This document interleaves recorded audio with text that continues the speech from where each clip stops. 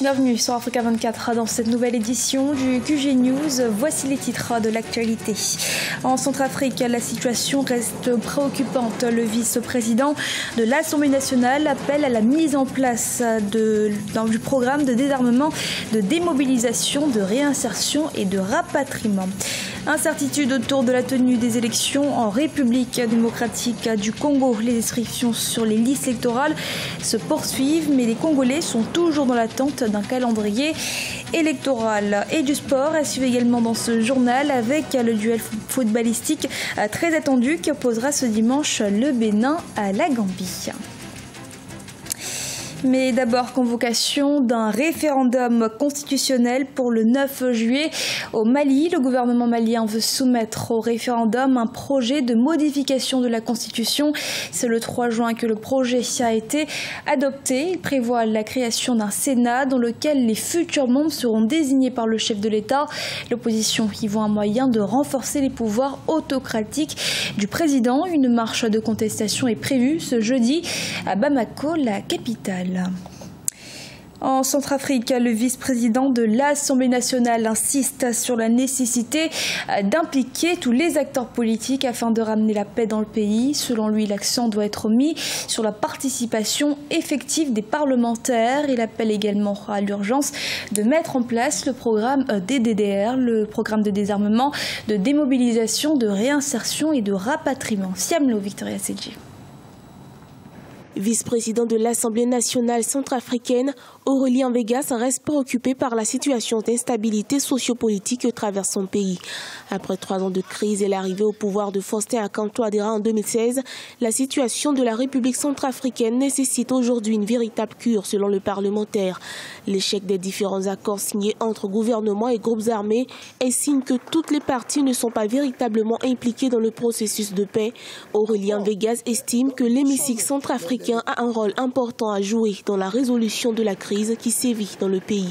Un bon connaisseur du terrain, les députés veulent s'impliquer parce que beaucoup de ces députés aussi là dialoguent avec certains chefs rebelles. Un député, c'est celui-là qui connaît mieux sa circonscription. Il peut faire proposer des solutions de sortie de crise à l'exécutif. Mais malheureusement, c'est cette demande que le Parlement tarde encore à venir. Le vice-président de l'Assemblée nationale appelle par ailleurs à la mise en place urgente du programme de désarmement, de démobilisation, de réinsertion et de rapatriement DDRR.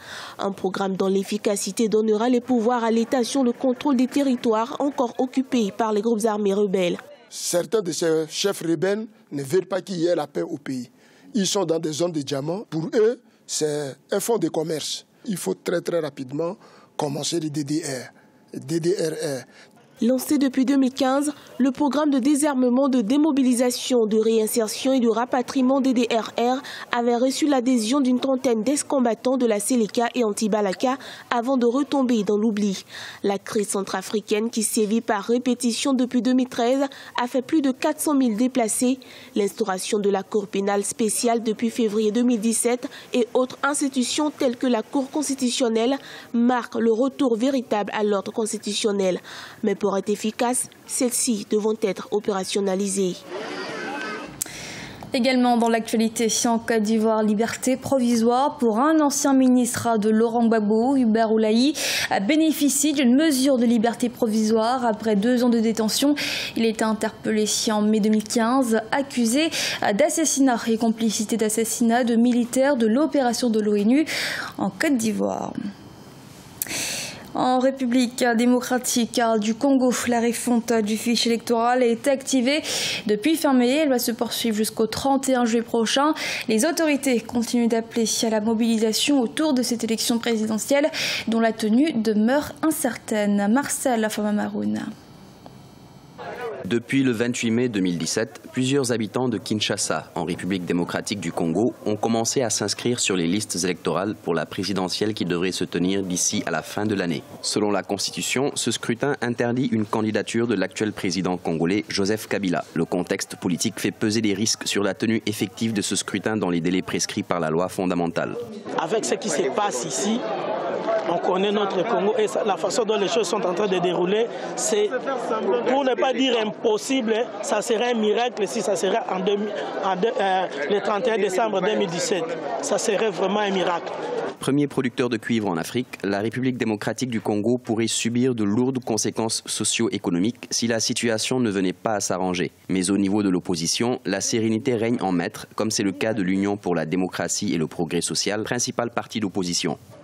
Nous avons dit, c'est depuis le mois de mars que le secrétaire général de l'UDPS avait signé une circulaire demandant à tous les militants, partout où ils se retrouvent, de se faire enrôler. C'était un appui aussi que l'UDPS a apporté à la CENI. La CENI n'est pas seulement une affaire de la mouvance kabiliste. La CENI, c'est notre affaire. Nous, à l'UDPS, nous sommes un parti politique qui lutte dans la non-violence, qui se prépare pour gagner les élections. Décembre 2016 marquait la fin du mandat constitutionnel du président Joseph Kabila. Le chef du Parti du peuple pour la reconstruction et la démocratie nomme de nouveaux membres d'un gouvernement dit d'union nationale issu d'une partie de l'opposition. Entre-temps, plusieurs manifestations ont sévèrement été réprimées par les forces de l'ordre. L'avenir politique de ce pays d'Afrique centrale semble encore incertain.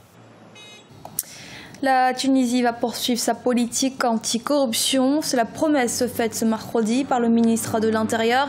Il appelle à la patience du peuple et annonce que personne ne sera épargné. Comme le rappelle le coup de filet d'il y a quelques semaines, 4 personnes, parmi lesquelles des personnalités du monde des affaires, ont été arrêtées en Tunisie pour atteinte à la sûreté de l'État et corruption. Et du sport avec les préparatifs du match Bénin-Gambie, rencontre attendue le 11 juin à Cotonou. Les écureuils tenteront d'en découdre avec les Scorpions et ce face-à-face entre directement dans le cadre des éliminatoires de la Coupe d'Afrique des Nations 2019. Reportage Live Kionou est commenté par Oumoukel Samba. Les écureuils du Bénin affronteront les Scorpions de la Gambie le dimanche 11 juin 2017 au stade de l'amitié Mathieu Kérékou à Cotonou. Ceci entre dans le cadre des éliminatoires de la Coupe d'Afrique des Nations de football CAN Cameroun 2019. En prélude à cette confrontation, Omar Tchomogo et ses poulains multiplient les séances d'entraînement. On a envie de faire les choses bien, de se qualifier pour cette prochaine CAN qui aura lieu au Cameroun. Voilà, on sait qu'on est dans une poule très difficile, avec l'Algérie, le Togo et la Gambie qui est une équipe très solide. Tout est possible. Je pense qu'aujourd'hui en Afrique, on a démontré que tout le monde pouvait battre tout le monde. Maintenant voilà, je pense qu'il nous faut un petit peu plus de sérieux, un petit peu plus d'expérience dans notre jeu. Le match du dimanche 11 juin 2017 constitue la première journée des éliminatoires de la CAN Cameroun 2019. Le sélectionneur national s'est investi pour galvaniser les 23 joueurs convoqués. Bon état d'esprit, le groupe est conscient du match et de l'enjeu de dimanche. Je pense qu'on continue à travailler pour enfin gagner le premier match à domicile. Le Bénin se trouve dans le groupe D avec l'Algérie, le Togo et la Gambie. Le Togo recevra à domicile l'équipe nationale du Bénin au cours de la deuxième journée prévue du 19 au 27 mars 2018. Les écureuils rencontreront en aller-retour les Fennecs d'Algérie les 3 et 11 septembre 2018. Rappelons qu'au cours des matchs amicaux, le Bénin a été respectivement tenu en échec par les formations du Congo et de la Mauritanie.